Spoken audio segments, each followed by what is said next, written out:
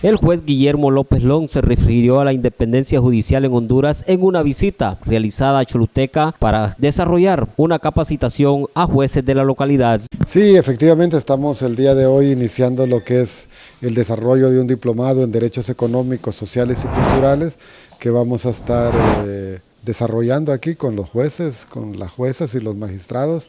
alrededor de temas que tienen que ver con la justiciabilidad de estos derechos, ¿no? Estos derechos que son derechos que están establecidos en la Constitución, que no son más que los derechos a la educación, a la alimentación, a la salud, etcétera, pero que cuesta mucho poderlos hacer realidad. El juez López Long, en cuanto a la libertad de expresión y la secretividad de información por parte del Estado, en estos términos reaccionó. Bueno, yo creo que efectivamente ha habido un exceso ahí en el sentido de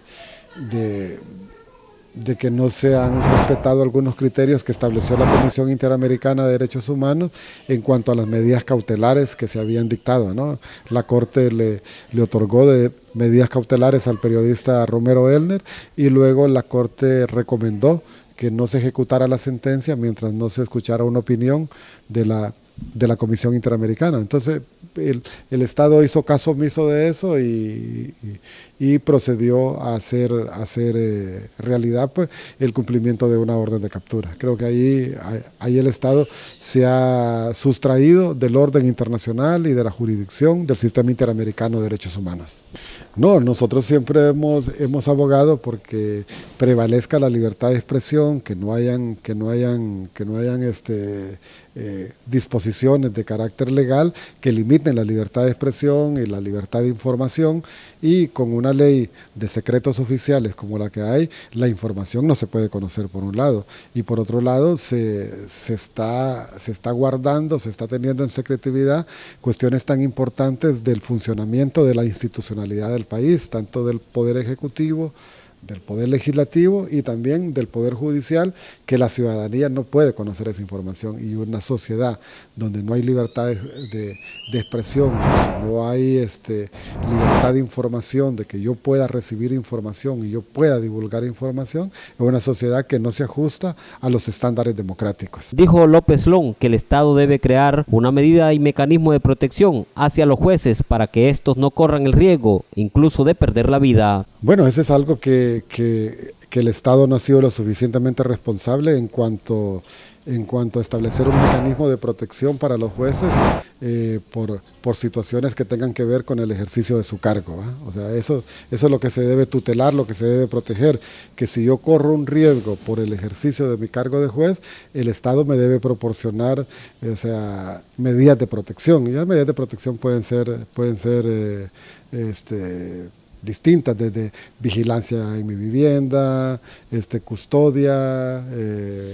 cambio de sede judicial, etcétera. Pero realmente el Poder Judicial se ha desentendido de la protección de sus jueces, y eso es una situación que preocupa bastante, porque los jueces están bajo una situación de amenaza, especialmente los jueces que trabajan en materia penal, tanto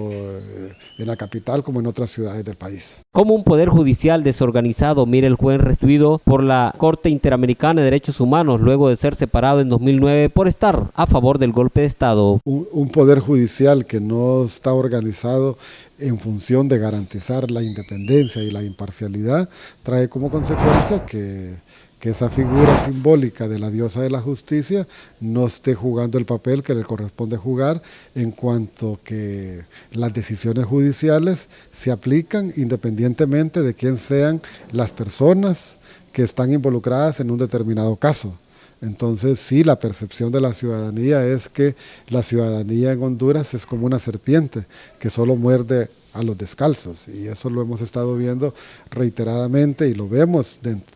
los pasillos judiciales, que las personas que llegan a juicio son personas de escasos recursos económicos, y que las personas que tienen